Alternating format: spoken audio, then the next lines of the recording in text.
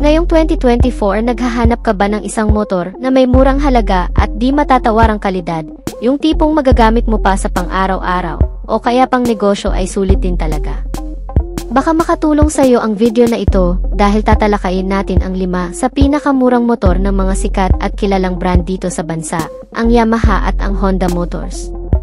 Bukod sa pagiging affordable ng mga ito ay sobrang tipid na rin itong kumonsumo sa gasolina at tamang-tama lang yan sa patuloy ng pagtaas pa ng presyo ng gasolina. Pero bago pa man natin ipagpatuloy yan, kung bago ka pa lamang po dito sa aking channel, baka naman kapatid kung pwede mo maklik ang subscribe button, pati na ang notification bell, para naman ma-update kita palagi sa mga video na gagawin ko pa. Ang una sa listahan na isa rin sa pinakamurang motor ng Yamaha Motors ay ang Mio Sporty. Isang pang-daily commuting system na motor na sa pangalan pa lang ay makikita mo na ang pagiging sporty ng isang ito, na madalas ito rin ang nakikita sa syudad na kung saan ay ginagamit na rin ng marami. Sa pagiging katamtamang laki lang din naman kasi ng body type nito, ay hindi mo akalaing ginagamit ding panghanap buhay ng ilan nating mga kababayan. May 2-seating capacity at naglalaman ng convenient at satisfying features ang motorsiklong ito. Sa pagkakaroon din kasi ng underseat compartment storage, may front footboard at glove box compartment sa harapan na lagayan ng maliliit na bagay. At kahit papano ay malakas rin ang makina sa biritan kung kinakailangan. Sa pagkakaroon ng 114 cubic centimeter na displacement capacity, naka-single cylinder, 4-stroke, single overhead cam na may 2 valves. Ang buong makina na may air-cooled type na cooling system at carburetor type pa ang fuel system naman nito. Sa fuel tank capacity ay may 4.1 liters na kayang kumonsumo naman ng hanggang sa 50 km per liter. Pagdating sa maximum output level ay katangi-tangi rin ang bilis na ipinamamala sa pagkakaroon ng 7.6 horsepower sa kada 8,500 RPM.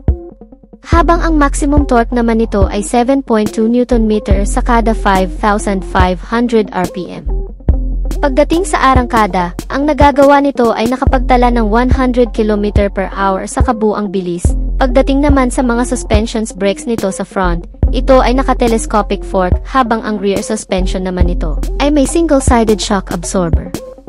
Ang braking system sa front ay naka-single disc at drum brake type naman ang rear brake nito. Sa wheeling tire size nito ay may sukat sa harapan na 70/90 R14, habang ang rear tire size naman nito ay 80/90 R14. Ang mga ilaw nitong motorsiklo sa front and rear ay naka-bulb type pa. Ngunit pagdating naman sa kanyang dimensions, ang seating height nito ay may sukat na 745 mm na may kababaan lang. Kaya para sa mga lady rider ay pwede rin talaga dahil magaan lang din kasi ang timbang nitong motorsiklo na may 94 kg na kabuang bigat. Sa presyo ay kayang-kaya mo na rin na may kabuang halaga na 71,400 pesos dito sa bansa. Para naman sa pangalawang motorsiklo sa listahan natin, nagmula naman sa Honda Motors, ang Honda Beat. Isang motorsiklo naman ng Honda na very affordable package. Binuo ito sa bansang Japan at nagtala ng pinakamabentang motorsiklo sa kasaysayan. Ang pagiging automatic motorcycle scooter naman ng isang ito ang siyang nagpalakas pa lalo ng imahe nito sa marami, hindi nagkakalayo sa Mio Sporty ng Yamaha. Ang body size na napaka-reliable ding gamiting riding body, ginawa ito bilang pang-service sa araw-araw ng mga taong sawa na sa mainit na traffic sa kalsada. Ang pagiging maliit din kasi na klase ng motorsiklong ito ang tanging advantage nito dahil mas madali mong maisisingit at mas madali ring imanyobra. May kalakasan sa makina at may katipiran sa gasolina, complete package kumbaga. Kung naghahanap ka ng isang otomatikong motorsiklo ngayon, baka para sa'yo na nga ang motor na ito. Sa kabuang makina, ito ay powered by 110 cubic centimeter na displacement capacity, naka-single cylinder, 4-stroke, single overhead cam with 2 valves at naka-air-cooled type naman ang cooling system nito. Pagdating naman sa fuel system, ito ay naka-injected type na. Kaya pagdating sa patipiran ay mapapalaban ka talaga sa mahabang biyahe na kaya nitong gawin sa pagkakaroon ng fuel tank capacity na 4 liters ay kayang kumonsumo ng 60 to 65 km per liter. Ganyang katipid ang motor na ito kaya madalas ito rin ang tanging takbuhan ng mga delivery rider sa bansa na kahit papano ay may kalakasan na rin naman ang makina.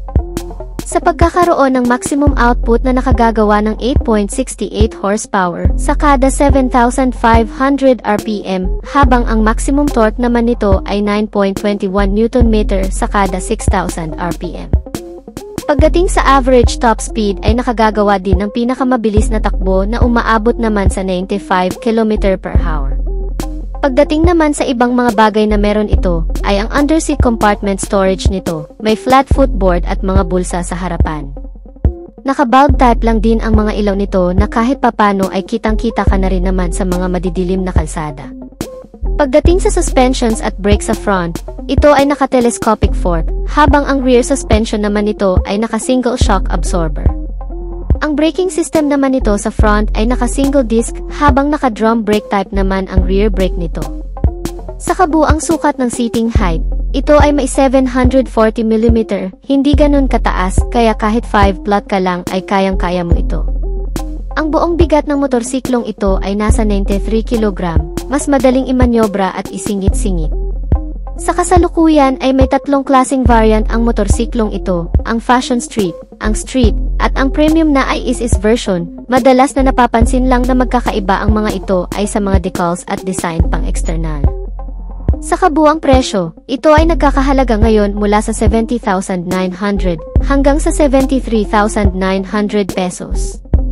Para naman sa pangatlong motorsiklo na sobrang mura na rin ang halaga, ito ay nagmula pa rin sa Honda, ang TMX 125 Alpha, isa rin sa pinakamatatag na classic bike ng Honda. Ang TMX 125 Alpha na kung saan ay pinagkakatiwalaan na rin ng marami pagdating sa pagiging malakas at tibay ng makina na kayang gawing panghakutan kung kinakailangan.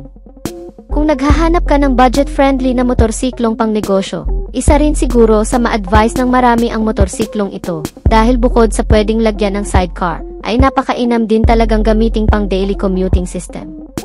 Tumatagal din talaga ang kalidad ng motorsiklong ito, gaya ng iba na ginawang pang-deliver sa araw-araw. Ang pagiging klasikong design na sinamahan ng mga features na kahit papano ay hindi na rin naman napag-iiwanan. Ang pagkakaroon ng kabuang makina na powered by 125 cubic centimeter na displacement capacity, naka-single cylinder, 4-stroke, OHC, at naka-2 valves, ang cooling system naman nito ay naka-air-cooled type. Pagdating naman sa fuel system, ito ay naka-carburetor type, ngunit matipid naman sa fuel consumption na umaabot sa 50 km per liter. Ang fuel tank capacity nitong motorsiklo ay may kalakihan na rin na kayang kargahan ng 8.6 liters na full tank. At malakas na makina na may maximum output level na 9.6 horsepower sa kada 8,000 RPM, habang ang maximum torque naman nito ay 9.1 Nm sa kada 6,500 RPM. Sa average top speed, ito ay nakagagawa ng hanggang sa 100 km/h. At para sa iba pang specs nito mga kamoto, ang ilaw nito sa lahat ay naka-bulb type pa, ang headlight at mga turn signal lamps, pati na ang tail light nito. Pagdating naman sa suspensions and brake, sa front ito ay naka-telescopic fork, habang ang rear suspension naman nito ay naka-dual shock absorber. Ang front and rear brake nitong motorsiklo ay parehong naka-drum brake type pa. May kabuang sukat ang gulong nito sa harap at likod na size 18. At para naman sa dimensions, ang seating height ng motorsiklong ito ay 759 mm na kayang upuan ng hanggang sa 5 flat ang height. May bigat na 113 kg na kayang-kaya ring imanyobra. Sa kasalukuyan naman ang presyo nitong motorsiklo ay nasa 56,900 pesos lamang dito sa bansa. Para naman sa pang-apat na motorsiklo, nagmula naman ito sa Yamaha, ang Yamaha WTX 125. Kung pang-araw-araw na pag-gray naman ang habol mo, yung tipong mayaalay mo rin sa panghanap buhay at pang-business, ang motorsiklong ito ay ma-advise ko rin.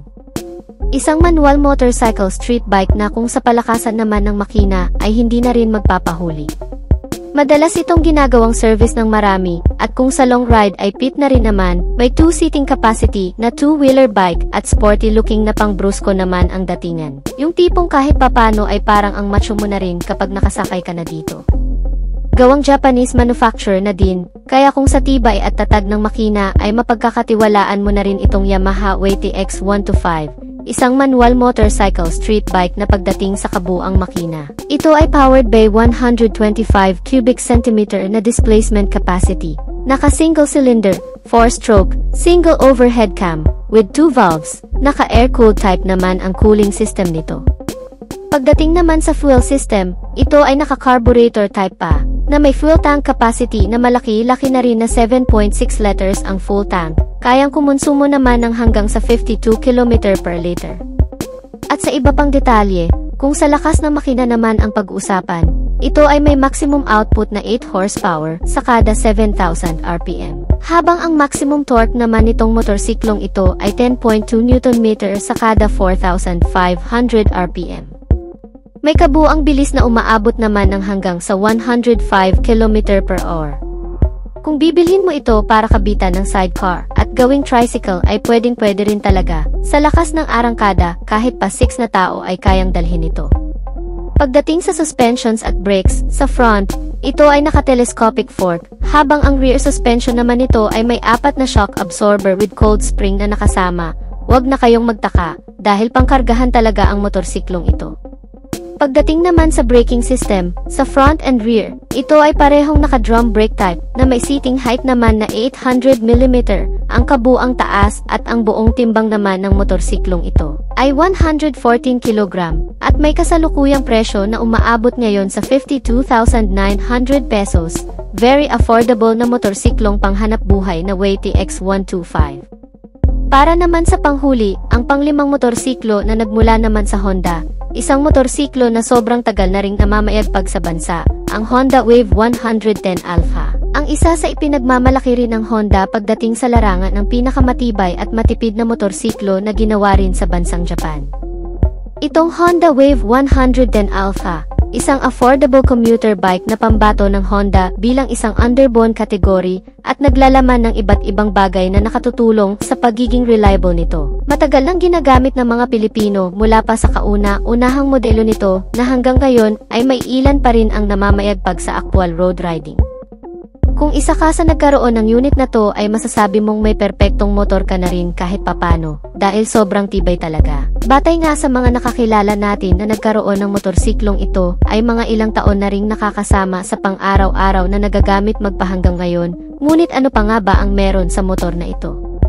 Ang pagkakaroon ng kabuang makina na powered by 109.16 cubic centimeter na displacement capacity, naka-single cylinder, 4-stroke, overhead cam, at air-cooled type naman ang cooling system nito. Pagdating sa fuel system, ito ay naka-DCOCDI at carburetor type pa, ngunit matipid na rin namang kumonsumo sa gasolina. Pagdating sa fuel tank capacity, ito ay may abot kayang laki ng tangke na umaabot sa 3.7 liters. At kayang kumonsumo ng hanggang sa 55 km per liter. Ang makina nitong motorsiklong ito ay may kalakasan na rin. Pagdating sa maximum output, ito ay nakagagawa ng 8.1 horsepower sa kada 7,500 RPM, habang ang maximum torque naman nito ay nasa 8.46 Nm sa kada 6,000 RPM. Kaya pagdating sa buong bilis, ito ay nakagagawa lang din naman na umaabot sa 90 km per hour. Ang mga ilaw naman nito ay naka-bulb type pa, mula sa headlight, mga turn signal lamp, at ang tail light nito, hindi na rin naman masyadong issue. Yan dahil sa tagal din naman kahit papano mapundi nitong mga ilaw nito. Ang suspensions and brakes naman nito, sa front, ito ay naka-telescopic fork, habang ang rear suspension naman nito ay naka-dual shock absorber with coarse brake. Pagdating naman sa braking system, sa front and rear, ito ay parehong naka-drum brake type pa. Sa wheeling tires naman nito, sa front ay may kabuang sukat na 70 by 90 R17, habang ang rear tire size naman nito ay 80 by 90 R17 naman. Ang motor na ito ay may seating height na hindi ganun kataas, na may kabuang sukat na 765 mm, at kabuang timbang naman na umaabot sa 95 kg. Very affordable din talaga ang motorsiklong ito, kaya kung hanap mo ang sobrang mura at sobrang tibay na motorsiklo at matipid sa gas, ang Honda Wave 110 Alpha na siguro ang hinahanap mong motor na may kasalukuyang presyo na umaabot ngayon ng hanggang sa 47,700 pesos lang naman.